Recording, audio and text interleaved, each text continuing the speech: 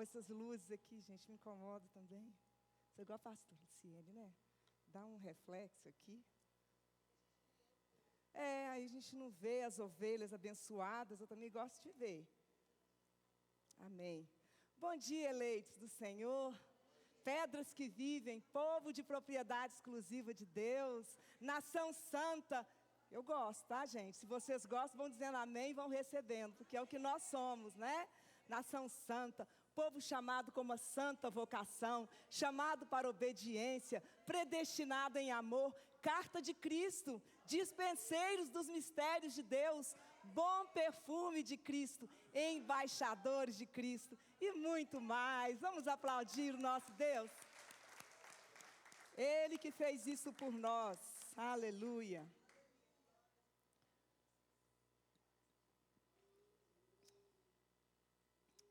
Obrigado, Davi. Eu sou igualzinho a você, né? Aqui eu não fico quieta, mexo demais. Ele que é igual a mim, né? Ele é filho, né? Amém, queridos. Tudo bem, né? Bom dia, louvado seja o nosso Deus pelo sol, pelo calor. Amém. Amós, capítulo 4, versículo 12. Vocês sabem quem é Amós? Profeta duro. Amém. Amós capítulo 2, versículo 12. O tema da mensagem: prepara-te, ó Israel, para encontrares com teu Deus. Prepara-te, ó Israel. Nós vamos falar para nós mesmos. Diga aí para você, sabe, Renata, diga: prepara-te, ó Renata, para encontrares com teu Deus. Diga aí de novo: prepara-te, Alexa, para encontrares com teu Deus.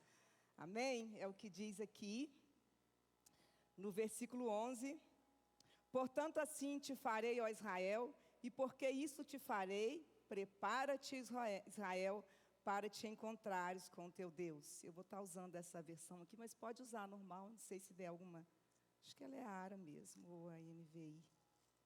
Ok, vamos orar, amados? Senhor, nosso Deus, nós te louvamos, Pai, nesta manhã, te agradecemos por mais essa oportunidade que o Senhor nos concede estarmos aqui, com vida, com saúde, nesta comunhão dos santos, nessa assembleia dos justificados, eleitos, predestinados em amor, para, Senhor, desfrutarmos aqui das grandezas do Senhor, daquilo, Senhor, que até um tempo atrás era oculto, mas que coube ao Senhor, a tua palavra diz, revelar a nós o seu Filho Jesus Cristo, as suas insondáveis riquezas, e aquilo, Senhor, que Ele nos deu por herança. Nós te louvamos, Jesus, e pedimos que todo o nosso ser nessa hora esteja totalmente, Senhor, desprendido de toda preocupação, de qualquer ansiedade, qualquer coisa que possa vir nos distrair, tirar a nossa atenção, Senhor. Eu me coloco aqui nesse altar como vaso nas tuas mãos, para que o Senhor me use segundo aquilo que nós necessitamos, aquilo que a tua igreja, que nós todos aqui precisamos ouvir nesta manhã, Pai. A tua santa palavra, Pai. Nós te louvamos e te bendizemos. Amém. Graças a Deus. Amados, nós vamos hoje aqui estudar um pouquinho o capítulo 4 do livro aqui de Amós. Mas primeiro nós vamos saber quem era Amós. É muito importante, né, a gente ler a Bíblia, estudar alguma coisa e realmente não só ler, mas fazer um estudo. Quem foi que escreveu? Quem era esse autor? Qual que era a realidade ali, né, quais eram as circunstâncias, né, em que o evento aconteceu, no caso aqui em que ele profetizou. Então Amós, ele era um agricultor, ele era um homem simples, ele não era um sacerdote como o profeta Jeremias, não era da realeza como Daniel, nem era da corte como era Daniel. Ele era um homem simples, ele era um agricultor que cuidava de gado e também ele cuidava de figueiras, chamadas as figueiras bravas, né? Chamados de, algumas versões falam os sicômeros. Então não se sabe se ele era proprietário ou se ele era empregado ali, né, como que ele fazia esse trabalho. Ele era da cidade de Tecoa, ali perto de Belém, mais ou menos uns 18 quilômetros de Jerusalém.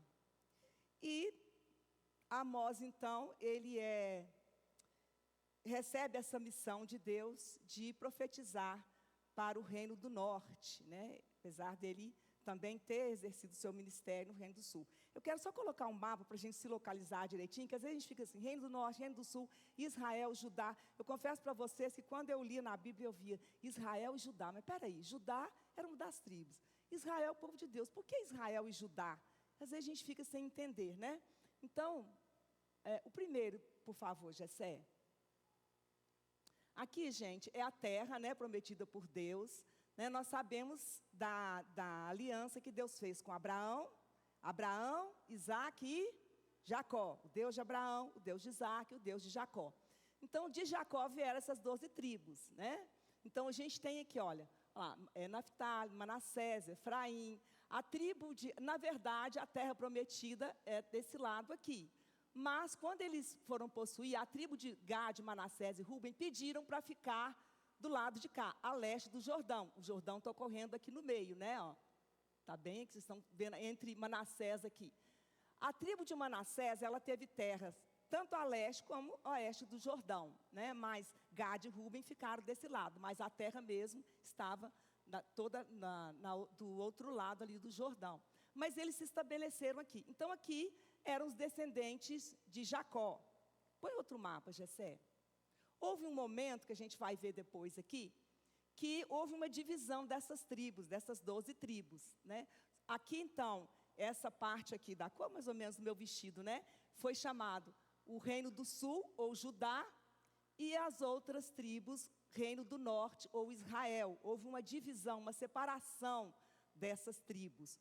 Quando se diz 10, que o reino de Israel eram 10 tribos, porque, na verdade, a tribo de Benjamim, ela ficava bem aqui em cima de onde está escrito ali Jerusalém. Então, apesar dela pertencer, vamos dizer assim, ao reino do norte, a dinastia de Davi, do rei Davi, tinha uma influência muito grande nessa tribo. Então, a gente fala que o reino do sul era a tribo de Judá e Manassés, alguns de Benjamim também, alguns de Manassés também, né, seguiam aqui, ficaram sob o domínio da dinastia de Davi, além de Benjamim. Então, quando a gente diz Reino do Norte, seriam as tribos lá de cima, onde está Samaria, Siquém, Betel, e o Reino do Sul seria aqui Judá, onde está Jerusalém, ok? Então, o profeta foi para o Reino do Norte para profetizar para o povo, né? Então, Amós, gente, ele era um profeta vigoroso, ele era um porta-voz da justiça e da retidão que eram exigidos por Deus. Então, ele era um porta-voz da justiça e da retidão exigidas por Deus. Então, ele anunciou um juízo, né, para o povo, e ele aqui no capítulo, a gente vai ver que ele anuncia que esse povo, ele seria tirado dali, né? Ele só não fala por quem, não fala quem seria esse inimigo, mas o profeta Oséias, né, contemporâneo também de Amós, assim como Jonas também, ele anuncia, ele fala claramente nas suas profecias que seria o reino da Síria que iria invadir esse reino norte, levar o povo cativo e fazer uma destruição. Então, esse capítulo, aqui é um capítulo muito duro, tem palavras duras aqui, né, que o profeta fala para esse povo. Agora, vamos ver qual que era, então, aqui a realidade, qual o contexto aqui, né, do qual o profeta foi chamado para profetizar para este povo. Bom, esse povo era um povo próspero, né? E aqui nessa época, quem que estava governando aqui em Samaria, que era a capital do reino, era Jeroboão II. E durante todo o reinado dele, mais ou menos 41 anos que ele reinou, havia paz nas fronteiras, muita riqueza, eles eram prósperos, estava tudo bem, tudo beleza, todo mundo, sabe, bem tranquilo, né? Não tinha guerra, todo mundo rico, todo mundo abastado, tudo bem. Mas, por outro lado, havia também muita imoralidade no meio desse povo, né? Muita idolatria, havia injustiça social, né? Havia corrupção e muita desobediência a Deus. O que acontecia aqui nessa época? Os juízes, eles vendiam sentenças, né? E aqueles que compravam a sentença, eles oprimiam aquelas pessoas necessitadas, tirando delas cada vez mais. Vamos ler aqui o versículo 1, né? Vamos começar no versículo 1, que É o primeiro pecado que o profeta já anuncia aqui, conclama diante do povo. Vamos acompanhar aí, vamos no 4, a partir do 1. Ouvi esta palavra, vós, vacas de Bazã, que estáis no monte de Samaria, que oprimis os pobres, que quebrantais os necessitados, que dizeis aos seus senhores, dá cá e bebamos. Vamos parar aqui um pouquinho. Ouvi esta palavra, vós, vacas de Bazã. Quem são essas vacas? Quem são essas vacas de Bazã? Vocês têm uma ideia? As mulheres. As mulheres. O profeta está chamando aquelas mulheres de vacas. Ele não estava, assim, né, literalmente xingando suas vacas. Não. Ele estava comparando, né, aquelas mulheres a essas vacas que eram um gado de muita qualidade. Bazã, gente, ali está escrito na Bíblia, conhece, mas pronuncia Bazã. Era uma região muito luxuosa. Ali se criavam esses gados com uma carne muito boa, muito forte, de qualidade. Eram animais assim selecionados, preparados para serem vendidos para o abate, geravam muito lucro. Então, assim, era um animal muito bem cuidado, um animal luxuoso, vamos dizer assim. Então, o profeta, olha, o profeta era o quê? Cuidador de gado. Né? Então, na realidade dele, no que ele fazia, ele comparou aquelas mulheres com essas vacas. E por que ele fez isso? Olha só, quando diz assim, dai cá e bebamos. Qual que era a realidade naquela época? Essas mulheres, elas instigavam os seus maridos a comprar as sentenças. Os juízes eram corruptos, vendiam as sentenças, e com isso eles iam oprimindo aquelas pessoas mais necessitadas. E ali elas realizavam as festas, regadas de vinho muito caro, as festas luxuosas. Então elas estavam voltadas para si. Elas não estavam preocupadas com as pessoas mais carentes, elas não estavam preocupadas ali com o lado espiritual, não, elas estavam voltadas para si, para suprir ali as suas necessidades. Né? Então, quando elas ficavam com seus maridos, dá cá, e bebamos, né? Voltadas para si. Assim como aquelas vacas eram ali selecionadas, né, com uma carne boa, com uma carne de boa qualidade, ele olha para aquelas mulheres e fala, ó, vacas de Bazã. Luxo, né? Luxo. O cuidado excessivo ali com o corpo. A falta de moral, porque, gente, a mulher, né, historicamente, a mulher, ela tem um papel de preservar os valores morais, sim ou não, nós mulheres? De preservar. Então, qual deveria ser a atitude dessa mulher? Ô, meu bem, olha só, deixa quieto. Eles precisam, olha, nós já temos tanto, né? Eles têm criança, têm família, eles são mais carentes. Não faz isso não. Mas qual que era a posição delas? Dá cá e bebamos, vai lá. Compra mais sentença, nós queremos mais. Então elas viviam ali voltadas para os seus prazeres, né? Voltadas ali para as suas vontades. Então a gente via ali muita opressão. E olha só, quem que oprimiu os pobres? Vamos ler no versículo 2, vamos continuar aqui agora. Jurou o Senhor Jeová pela sua santidade, que dias estão por vir sobre vós, em que vos levarão com anzóis, e a vossos descendentes com anzóis de pesca. Mas antes aqui, olha, no 1, que eu queria ressaltar aqui, diz assim, olha, quando ele diz para elas, ó vacas de Bazã, que estáis no monte de Samaria, que oprimis os pobres e quebrantais os necessitados, né? Tem outra versão que diz que, qual a versão que está aqui, deixa eu ver se é diferente da minha. Quebrantais. Tem uma versão que diz, vê na minha que eu, esmagam isso, esmagam, oprimem os pobres e esmagam os necessitados. E quem que estava fazendo isso? As mulheres. Por quê? Porque elas estavam instigando os seus senhores aqui, os seus maridos, a fazerem isso. Então, esse contexto de opressão, de corrupção, né, é que aquelas pessoas estavam vivendo e desfrutando disso. Então, Deus vai e envia o profeta para denunciar, né, ao povo, olha, vocês estão pecando, existe isso no meio de vocês, né? Então, essa atitude dessas mulheres era uma atitude muito corrompida, né? Elas viviam para o luxo, não se importavam com nada que era do espiritual, né? E se nós trouxermos isso, né, para a nossa realidade hoje, né?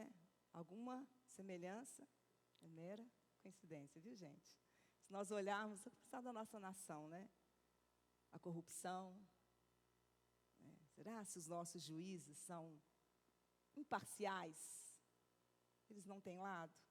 Será que sentenças são vendidas, gente? Acho que não, né? Não é isso, gente. Nossa, a gente tem escutado isso todos os dias. Não tem nada disso, graças a Deus, né? No nosso país. Mas esse cuidado exagerado com o corpo, né? Hoje não só as mulheres, mas os homens também. A vaidade demais com o corpo. Não só das mulheres, mas dos homens. Então, quando nós trazemos isso que o profeta denunciou para aquela época, gente, as coisas vão sempre repetindo, acontecendo da mesma forma. Nós podemos trazer para a nossa vida hoje, né? A distração para com as coisas de Deus, né? A corrupção rolando solto, culto, né, a si próprio, culto ao corpo. As mulheres totalmente desprovidas de moral, a começar com o próprio corpo, né? Muita sensualidade. E às vezes as pessoas falam assim, isso tem nada a ver. Não tem nada a ver, mas tem tudo a ver, porque Deus, Ele é santo, né? E no versículo 2 diz assim, olha, jurou o Senhor pela sua santidade. E o profeta estava ali para denunciar tudo isso. Então a gente vê valores morais hoje corrompidos, cultos onde a palavra é para agradar as pessoas. Muito difícil, às vezes, pegar aqui e falar dos profetas. Você lê uma palavra dessa aqui, né? Nossa, o profeta comparou as mulheres ali a essas vacas, a esses animais. Que coisa terrível, né? Então, hoje, a preocupação é agradar as pessoas. Não pode ser uma palavra muito dura, não, porque senão ele vai embora. Então, a pessoa ela vem com tudo que ela trouxe do mundo, ela se converte e ela fica na igreja da mesma forma. Da mesma forma. Está tudo bem, está tudo tranquilo, e a gente faz a nossa adoração, né, e está tudo bem.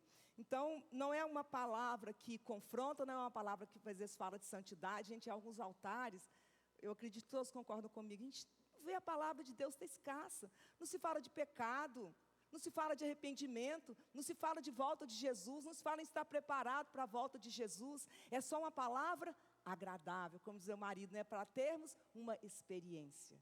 Tudo para você ter uma experiência maravilhosa, né? Alguns vão à igreja, eu conheço pessoas, eu vou à igreja. Eu vou. Mas ela não pertence àquela igreja, ela não está ali desenvolvendo a sua salvação naquela igreja, na comunhão dos santos, fazendo parte do corpo. Ela vai à igreja. Uma vez, uma jovem, ela me disse que foi aconselhada por um jovem pastor também, a que ela procurasse uma igreja que ninguém a conhecesse. Vai para uma igreja grande, que lá onde ninguém te conhece.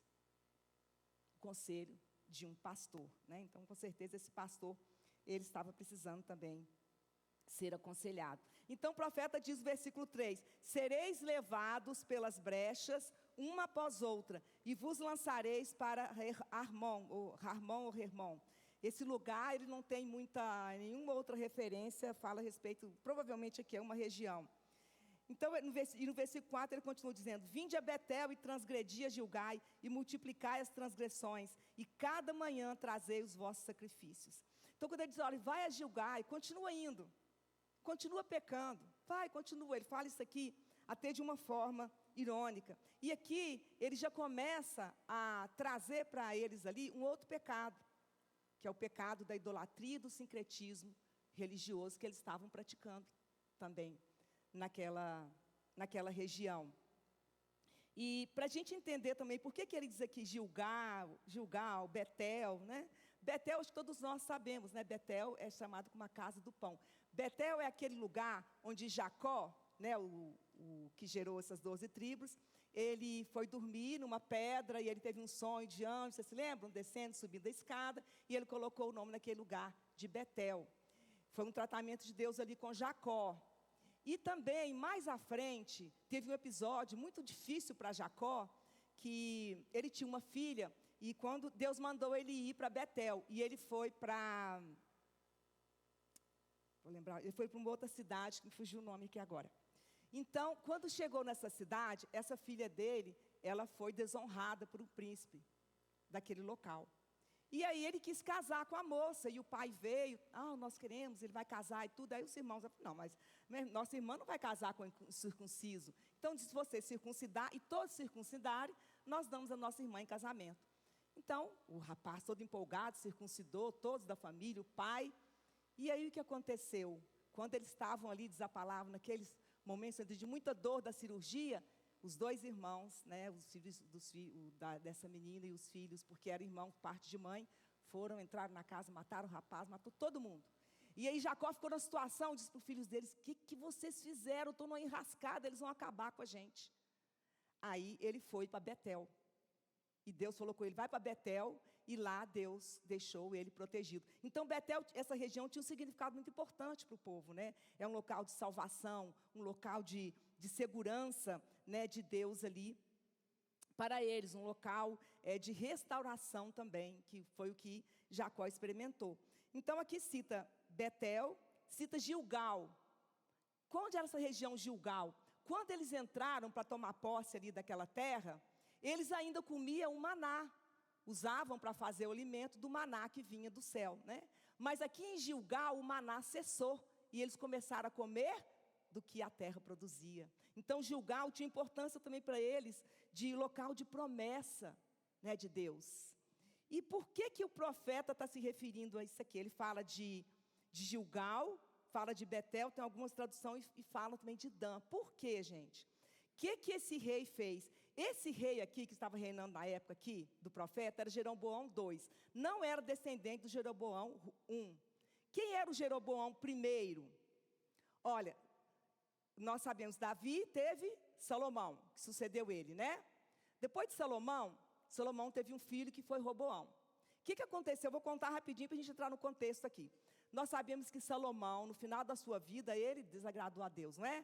Se envolveu com as mulheres cananeias e foi para a idolatria, fez altares para todos aqueles ídolos, como diz a palavra, aqueles ídolos nojentos dos cananeus, todos, e começou a praticar todo tipo, até bruxaria ele começou a praticar. Aí Deus se aborreceu de Salomão, falou para ele, olha, eu vou tirar de você uma parte do reino, mas não vou fazer isso com você por amor a meu servo Davi, vou fazer com seu filho. E aí veio Roboão, Salomão morre, vem Roboão. Roboão começa a reinar, e aí tem um período lá da vida dele, que o povo chega para ele e fala, olha, nos alivia aí com os impostos, porque, gente, sustentar tudo aquilo que Salomão construiu, era muito dinheiro que precisava. O palácio, né, os palácios, o templo, tudo que acontecia no templo, os funcionários, a comida. Então, e era através de quê? De impostos. Então o povo chega para ele e fala assim, olha, nos alivia um pouco, seu pai cobrava, alivia para a gente os impostos que seu pai cobrava. Aí Roboão falou, tudo bem, depois vocês voltam. Foi pedir conselho para aqueles homens maduros que aconselhavam o seu pai. Ele falou assim, olha, realmente alivia para o povo. Aí tá, aí ele foi pedir conselho para os jovens da idade dele. Aí o que os jovens disseram? Aumenta, fala para eles, ó, se meu pai dava muito, eu vou dar para vocês, chicote nas costas de vocês. Então, quando o povo voltou para ver a resposta, Roboão falou isso para eles. O que o povo disse? O que nós temos com Davi? Ele era descendente, né, neto de Davi. O que temos com Davi? Não queremos saber de Davi, não. E isso aconteceu porque Deus já havia falado, né, que iria tirar, promover essa divisão que nós vimos aqui do reino. Porque então, quem que reinava sobre todas aquelas tribos? Davi, depois Salomão, né, e Roboão. Aí o que acontece? Um oficial dele se rebela contra ele, junto com o povo, que é esse Jeroboão I, era descendente de Efraim, de um dos filhos de Jacó, era também das 12 tribos. E aí Deus fala, aí eles têm uma revolta, e tanto deles falam assim, nós não queremos saber de Davi não. Só ficou debaixo da dinastia de Davi, debaixo do reinado de Roboão, a tribo de Judá, que era a tribo de onde Davi descendia. Então ficou a tribo de Judá. E aí Deus falou para esse Jeroboão, olha, já havia avisado ele, eu vou te dar 10 tribos e não vou tirar tudo de Roboão por causa de Davi, né, que eu tenho uma aliança com Davi. Então nós vimos ali as 10 tribos, como eu disse, 10 eram 12, 10 e uma Judá, 11. É porque Benjamim, vamos dizer, ficou ali no meio do caminho, né, Benjamim. Então, a tribo de Benjamim. Aí o que acontece? Deus falou para Jeroboão assim, olha, se você me obedecer, fazer tudo certinho que eu mando, tal, como foi Davi, Jeroboão, você vai reinar em paz, você vai ter sua dinastia, vai ser tudo tranquilo. Beleza. Então, houve a quebra, ficaram aí essas 10 tribos, né, com Roboão, e a tribo de Judá com Jeroboão, e a tribo de Judá com Roboão, filho de Salomão. Aí o que acontece? Eles sempre tinham que ir a Jerusalém para adorar. Né? Você lembra de Jerusalém? Era o local de adoração. Jerusalém ficava no reino de Judá, chamado também reino do sul. E o reino do norte era chamado de Israel. Por isso aí os dois nomes. Né? O reino do norte era chamado de Israel, que antes era todo o povo. Vamos dizer, todas as tribos. E o reino do sul chamado de Judá. E aí o que acontece então? O povo, eles tinham que ir em Jerusalém para adorar. Só que Jeroboão, desobediente. O que Deus falou para ele, entrou aqui e saiu aqui.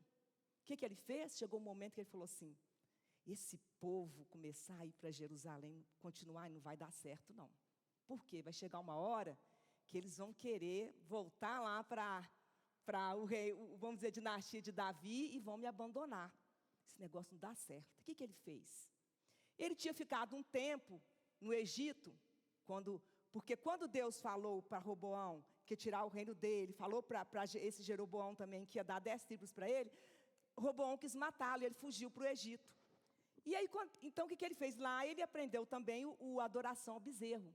Aí o que ele fez? Ele foi em Betel, em Gilgal e em Dan, que era outra cidade também, da tribo de Dan, e colocou esses bezerros de ouro e disse para o povo assim, olha, esses são os deuses que tiraram vocês do Egito. Aí o povo, e começaram a adorar esses bezerros de ouro. Iam adorar a Deus e adorar esses bezerros de ouro. E o povo então começou a diminuir a frequência e abandonou, não iam mais a Jerusalém para adorar. Eles ficavam adorando lá. Então, o que ele fez também? Ele criou as festas, a festa que me parece, provavelmente era a festa da cabana que eles celebraram, ele instituiu lá. Então é aqui, gente. Nossa farra é aqui. Era uma farra, porque era o quê? Idolatria.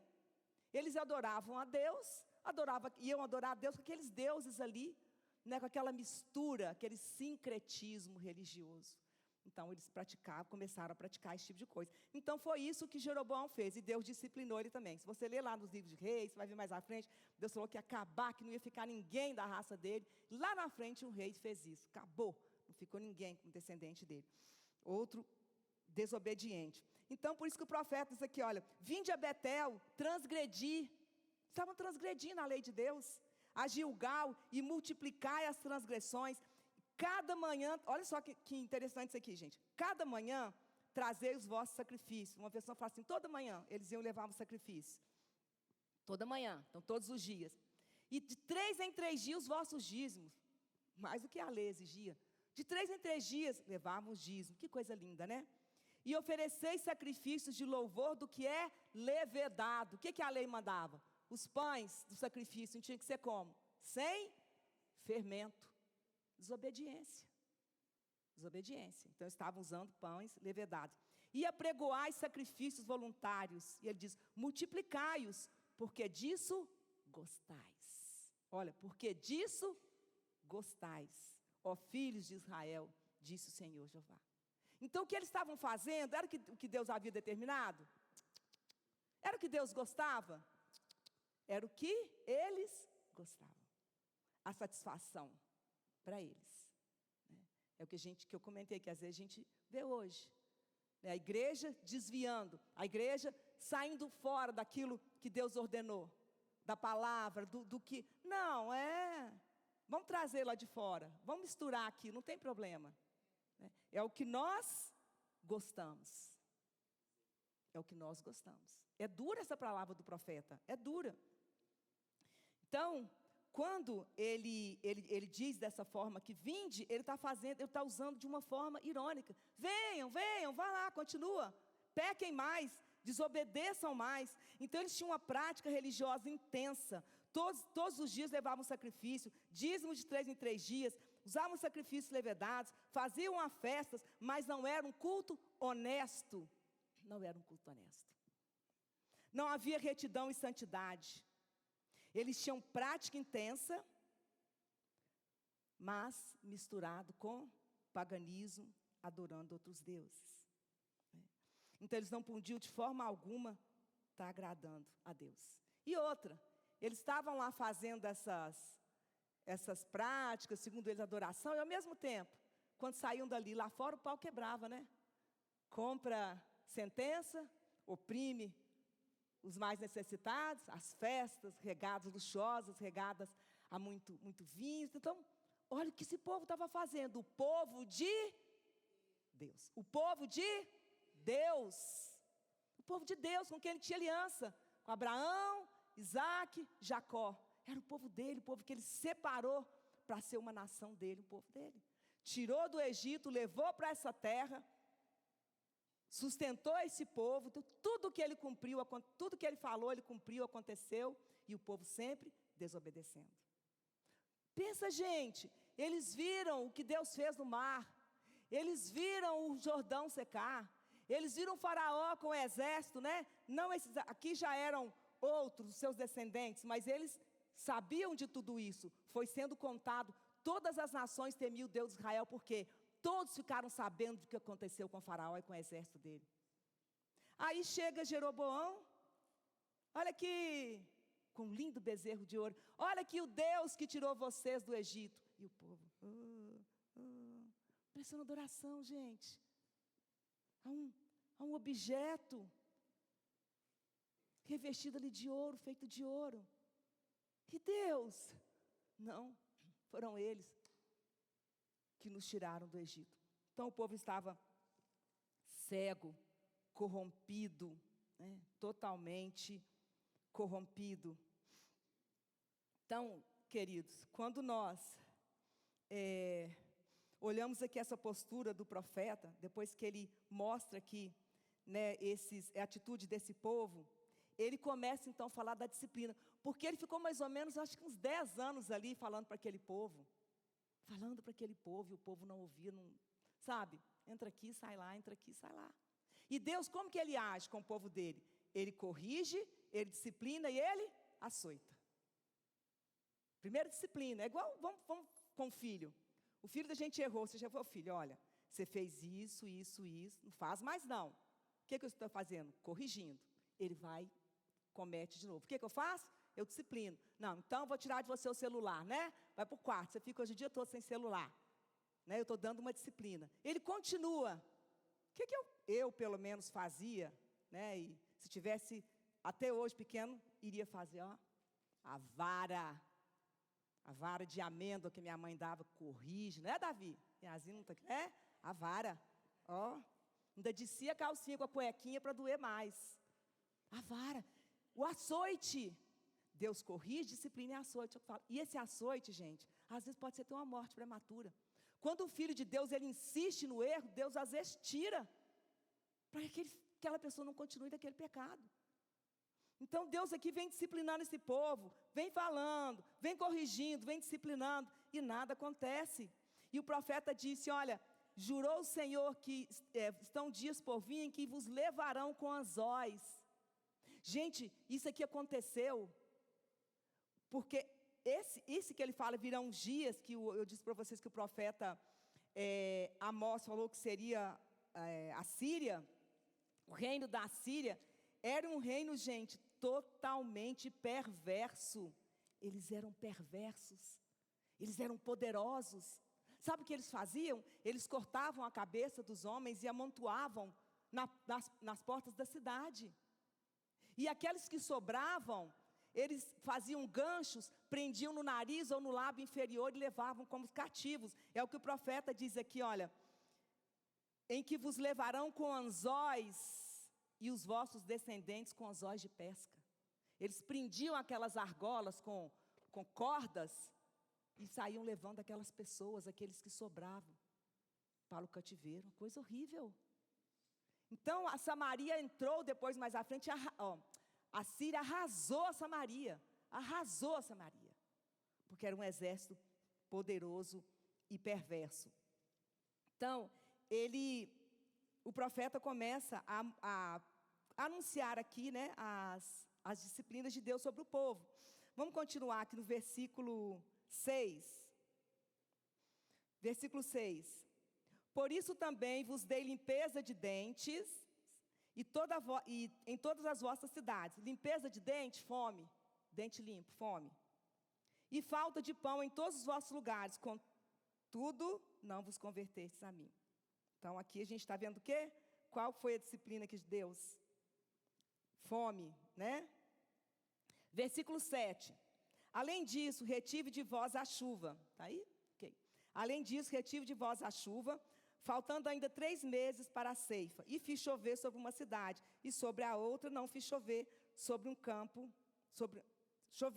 Sobre um campo choveu, mas o outro, sobre o qual não choveu, se secou. Então, o que nós vemos aqui? A seca. Versículo 8. E andaram vagabundas 2 ou 3 cidades. Aqui está errado essa palavra aqui. E andaram vagando, está errado, 2 ou 3 cidades, indo a outra cidade para beberem água, mas não se saciaram. Não se saciaram. Qual a disciplina aqui? Sede. Versículo 9. Feri-vos com queimadura e com ferrugem, a multidão das vossas hortas, das vossas vinhas, e das vossas figueiras, e das vossas oliveiras, foi comida pela locusta. Contudo, não vos convertestes a mim. Então, o que a gente vê aqui? Destruição das plantações, né? Não tinha colheitas. Escassez. Versículo 10. Enviei a peste contra vós à maneira do Egito. Os vossos mancebos matei a espada, e os vossos cavalos deixei levar presos. E o fedor dos vossos exércitos fiz subir aos vossos narizes. Morte, destruição, guerra. Versículo 11. Subverti a alguns dentre vós, como Deus subverteu a Sodoma e Gomorra. E vós fostes como um tição arrebatado do incêndio. Contudo, não vos convertestes a mim. O que a gente vê aqui? Catástrofes.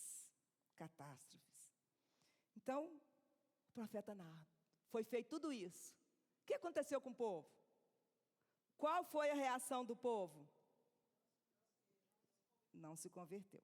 Vamos voltar aqui agora? 5 vezes o profeta repete isso. Versículo 6.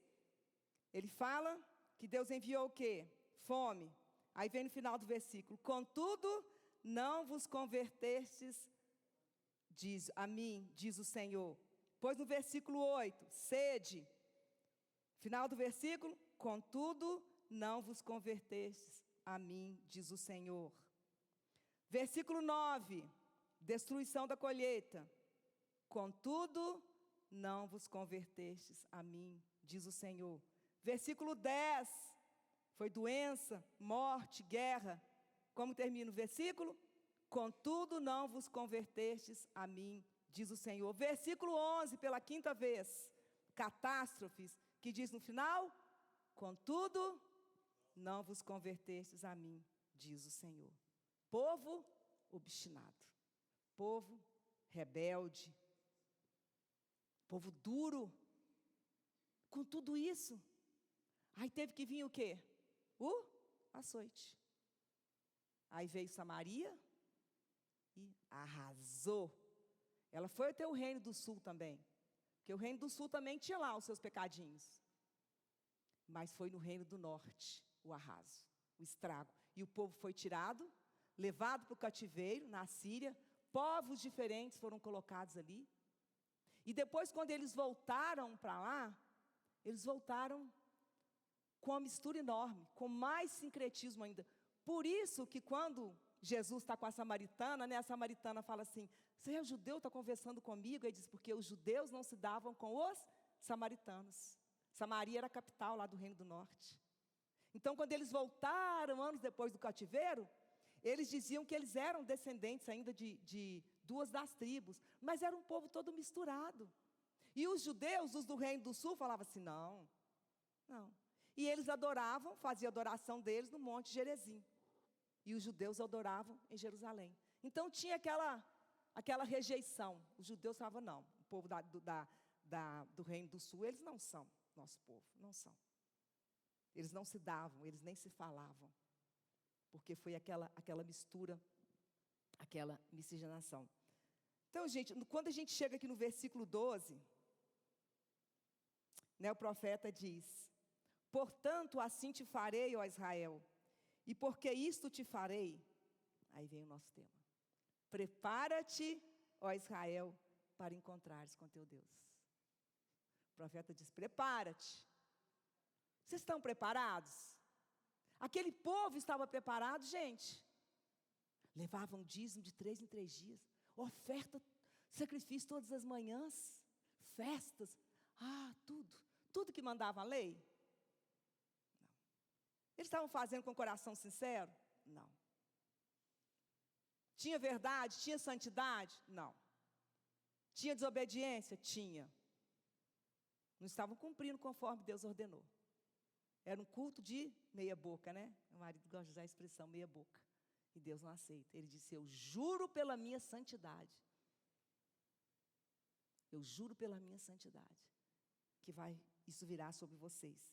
E o profeta diz, preparem-te. Preparem-te, acordem. Para vocês encontrarem com o seu Deus. Será se nós estamos, amados, preparados? Porque hoje se fala muito pouco sobre esse assunto. E não é só em, Jesus voltar. E a nossa morte? Nós não sabemos, nós não temos o controle do nosso futuro daqui a 1 segundo. Eu não sei se vou estar vivo aqui, nenhum de nós.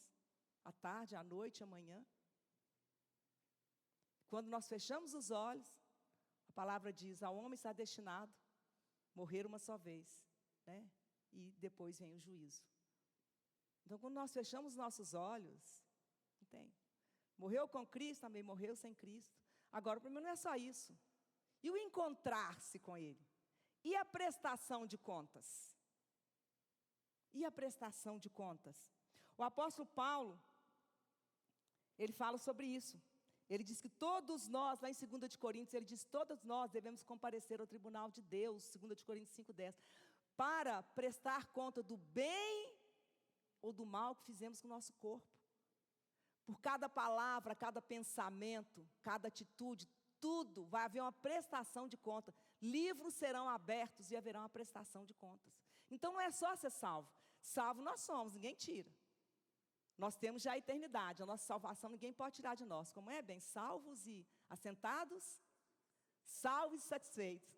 Todos nós, eu estou aqui em pé, vocês estão aí sentados, salvos e satisfeitos. Que maravilha, né? O povo lá estava assim também, cheio, riquezas, vinhos, festas luxuosas, as vacas que davam aquele lucro para eles ali, né? Que coisa maravilhosa. Mas estavam preparados? De forma nenhuma. A prestação de contas desse povo para Deus. Aí chega lá a Deus. E as compras? E para os juízes, né? E as vendas de sentenças, meus amados? Meu querido? Né? E aquele irmãozinho pobre que você vai lá e comprou sentença e oprimiu? E vocês, minhas vaquinhas de Bazã? Será que o Senhor vai dizer isso para elas também? Porque Deus falou através do profeta. Então nós precisamos nos preparar, gente, a todo momento. A todo momento, porque nós pecamos a todo momento, não é verdade? O apóstolo João disse, se alguém diz que não tem pecado, ele está mentindo. O Senhor Jesus, na sua cruz, retirou aquela mancha, aquele pecado que havia sobre nós herdamos de Adão. Mas nós pecamos a cada dia. No espírito nós estamos prontos, regenerados. Mas na nossa alma, na nossa natureza, nós pecamos por palavras, por pensamentos, né? Um julgamento. Quando nós não perdoamos a quem devemos perdoar. Né? Quando nós usamos a nossa boca para falar mal. Quando nós falamos uma mentirinha aqui, uma mentirinha ali. Quando nós pensamos, temos um pensamento ruim ali da pessoa, do irmão, desejamos alguma coisa. Isso é pecado. Quando não oramos, é pecado. Quando não oramos pela nossa nação, pelas autoridades, Deus disse que se é agradável para eles, estamos pecando. Nós desobedecemos a todo momento. Então, a todo momento nós temos que estar, Senhor, quando coloca a cabeça no travesseiro, quando acorda, Senhor, obrigada, Deus me ajuda nesse dia. Durante o dia, gente, é estar ali atento, só porque Jesus disse assim, que vai ser a vinda dele como nos dias de Noé. Lá em Marcos 13, o capítulo de Marcos é maravilhoso, e ele diz, vigiai e orai, porque vocês não sabem que hora nem o tempo, que horas que vai ser. Não sabemos, gente. Se ele voltar agora, se for à noite, lá no Japão, vai ser de manhã do dia seguinte. Se for aqui pela manhã, na Europa, alguns países lá é à tarde. Não tem um tempo, não tem uma hora, ninguém sabe. Então a gente tem que estar todo o tempo vigiando. Ele diz, vigiai e orai. Ele diz, é como um homem que parte para uma viagem e dá autoridade, né, tem essa parábola ali, para os seus servos. E fala para ele, olha, fica aí cuidando, eu vou. Mas ninguém sabe que horas que ele vai voltar. Ninguém. Se vai ser à noite, ele diz, olha, você não sabe quando virá o Senhor da casa, se é à tarde, se é à meia-noite, se é ao cantar do galo, se é pela manhã. Porque quando vindo não vos ache dormindo. E não é só dormindo ali, deitado, dormindo não.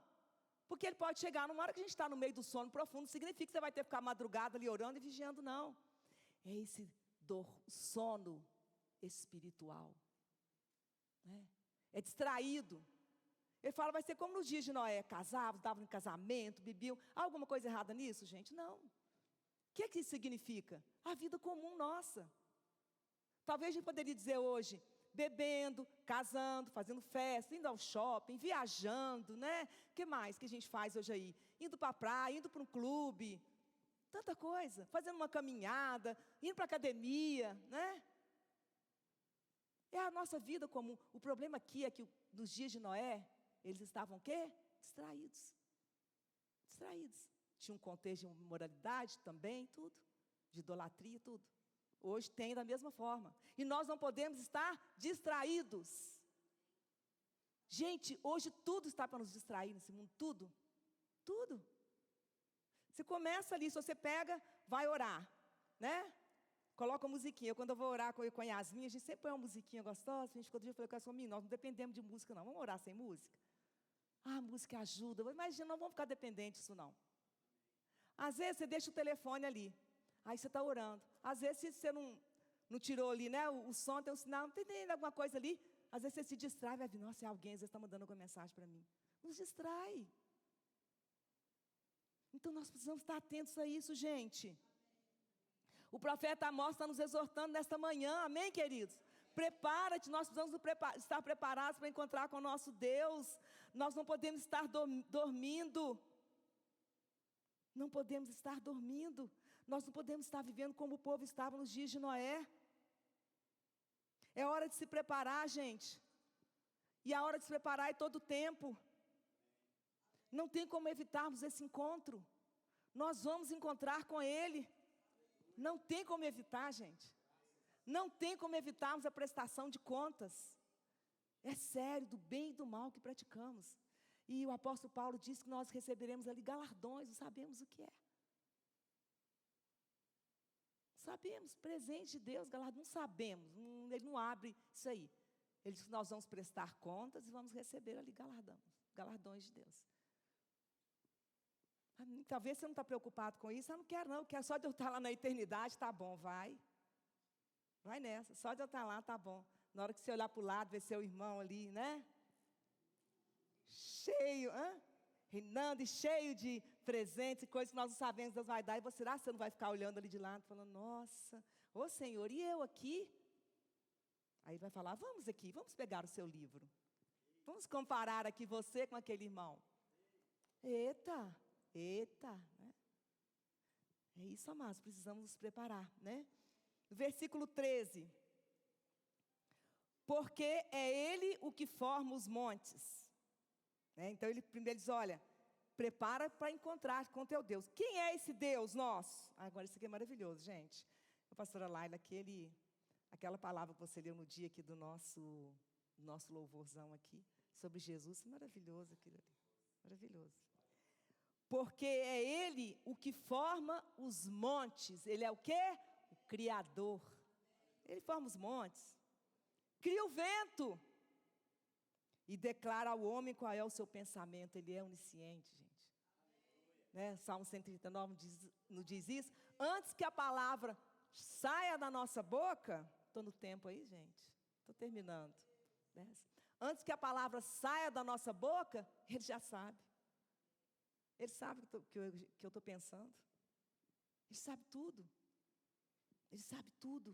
Então não adianta a gente querer mascarar, querer, sabe, iludir, enganar a Deus, não. Nós podemos enganar as pessoas, às vezes enganamos a nós mesmos, mas a Deus nós não enganamos. E Ele declara ao homem qual é o seu pensamento. Ele é o que faz da manhã trevas, ou seja, Ele é um Deus que opera transformações. Ele faz das trevas luz, faz da luz trevas. Gente, a nossa mente, eu falo assim, não consegue entender Deus. Nós não temos a capacidade, nossa mente aqui humana, de entender Deus, de compreender Deus. Não tem como. Não tem como. Você querer compreender que Ele é um Deus, que Ele decreta como Ele decretou para Faraó, né, que Ele endureceu o coração ali e depois Ele disciplina Faraó. Ele decreta, mas Ele depois Ele cobra, ele vem com o juízo dele. Como que pode? Não sei. Ele é esse Deus. Ah, mas o fulano não teve culpa. Deus decretou que Roboão iria perder o reino, ele iria pisar na bola e perder o reino. Iria dar para Jeroboão. Ah, então Roboão não teve culpa, Deus já decretou. Mas Deus o declara culpado.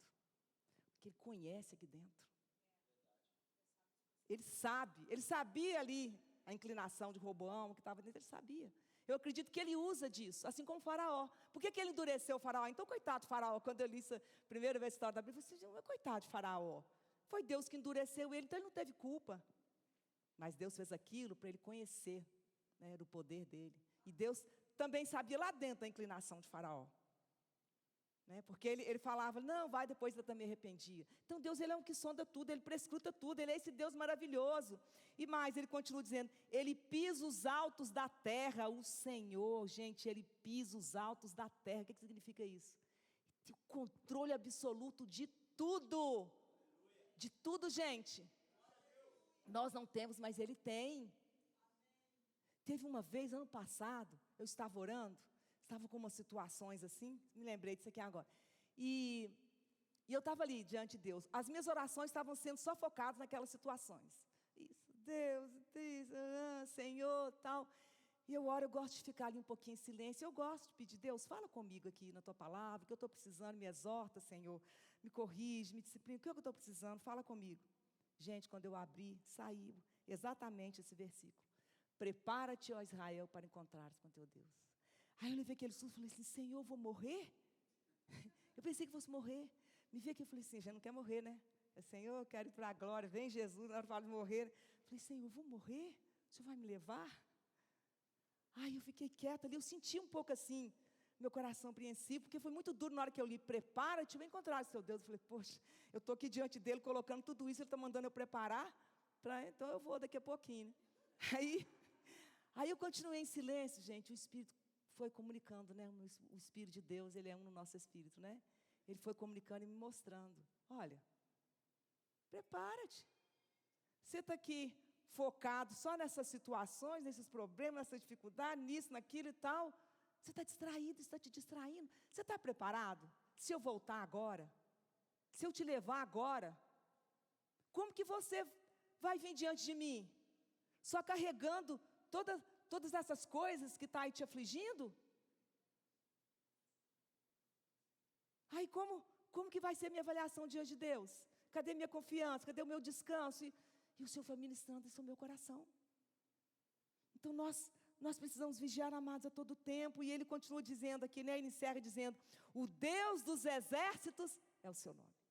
Ou seja, Ele encerra dizendo, Ele é Rei de reis, Ele é o Senhor, Ele é soberano sobre as nações. Né? Por que Ele disse para o povo? O que viria sobre o povo? Uma poderosa nação, que iria massacrá-los. Mas o profeta diz, Ele é o Senhor dos exércitos. Porque se Ele quiser livrar vocês, Ele livra. Se Ele não quiser, Ele vai levantar essa nação poderosa para vir esmagar vocês. Assim como ele fez também com Babilônia, levantou a nação poderosa, fez a mesma coisa no Reino do Sul, em Judá, né? Cercou a cidade, queimou, destruiu o templo, acabou com tudo. Ele é o Senhor dos exércitos. Esse é o nosso Deus Todo-Poderoso, Senhor Jesus Cristo. Amém, queridos? Vamos a Ele toda a glória, toda a honra, todo o louvor. Vamos, né, ficar de pé, vamos nos preparar nesse momentozinho aqui agora, né? A gente fica, a palavra que deixa a gente assim, né? Às vezes a gente levanta até, a gente levanta cabisbaixo, né? Mas é palavra para reflexão, é palavra, e eu espero, exortação, e eu espero, mas que essa palavra, ela não reflita aí na sua vida, ou faça efeito na sua vida apenas hoje, para você ir para casa, pensar nisso, não. Exercite isso, todos os dias, a todo tempo. O povo levava sacrifício todos os dias eles estavam lá. Mas não estavam se preparando. Todos os dias levavam o sacrifício, mas não estavam preparados. Então não adianta nada o que nós fazemos. Deus não está olhando isso, a intensidade, às vezes, da sua devoção, do que você faz aqui. Ele quer que você esteja preparado. Ele quer que você esteja obediente. Ele quer que você não seja obstinado. Ele não quer ver em nós um povo obstinado, um povo duro. Porque diz a palavra que o que ficou aqui de exemplo, aqui, que o que esse povo fez, é para que a gente olhe para isso, para que a gente leia e fale, eu não quero fazer. Eu não quero ser assim. Eu não quero essa disciplina para a minha vida, eu não quero essa correção, eu não quero esse açoite, Senhor. Porque tem que servir de exemplo para nós. De exemplo. Então nós possamos todos os dias, amados, exercite isso. Fica ligado. Sei que você está ali no seu trabalho, para um tempinho, pensa no Senhor. Senhor, como é que está a minha vida aqui agora? O que eu fiz? O que eu estou pensando? Se o Senhor voltar aqui agora, como que eu estou? Eu estou preparado? Porque nós não sabemos a hora. Ele diz, estejam atentos, vigilantes e em oração. Oração em todo tempo e lugar. Ligado. Não importa o que você está fazendo, se liga. Para ali um pouquinho, pensa no Senhor, faz uma oração, sabe? Fala para Ele alguma coisa, vai exercitando. Nós precisamos exercitar isso. Onde você estiver, gente, eu falo para vocês, às vezes não acreditam, na academia, na esteira, tá televisão lá, tá som, né? Às vezes, eu nem fecho os olhos, mas eu estou ali, conversando com Ele. Fazendo uma oração. Às vezes fecho os olhos, eu fico com medo de ficar tonto, eu abro os olhos. É possível, gente. É só você exercitar. Nós precisamos exercitar, aprender a ouvir a voz de Deus, ter essa conexão, não importa aonde, com barulho, sem barulho, sabe? Não importa. Nós precisamos disso. Porque nós conseguimos, nós podemos, porque o Espírito de Deus está em nós. Amém? O Espírito de Deus está em nós. Amém? Vem aqui, faz a oração. Amém, Jesus. Amém. Confesse aí o Senhor, seu pecado, suas faltas. É outra coisa tão importante, a gente chegar diante de Deus, Senhor, me perdoa. Olha, Davi diz assim, gente, Senhor, me perdoa os pecados que eu cometi por vontade própria e os que eu cometi sem perceber. O rei Davi diz, eu cometi pecado sem perceber, me perdoa, Senhor. Amém? Glória a Deus, aleluia. Amém. Senhor, nessa manhã nós quebrantamos nosso coração diante do Senhor, diante da Tua Palavra. Amém. Nessa exortação que o Senhor traz nessa manhã aos nossos corações. Prepara-te, ó igreja, para estares diante do Teu Senhor. Pai, nós estamos aqui, Senhor, para receber a Tua Palavra nessa manhã. E queremos, Senhor, estar nos aprumando, Senhor, diante de Ti. Ó Deus, diante da Tua Palavra, diante de tudo que temos feito, Pai. Em nome de Jesus, nós queremos, Senhor, Te pedir perdão. Perdão, Senhor, pelas nossas faltas, pelas nossas negligências, pelas nossas atitudes, Senhor, que muitas vezes fazemos no oculto, ó Deus, e que desagradam a Ti.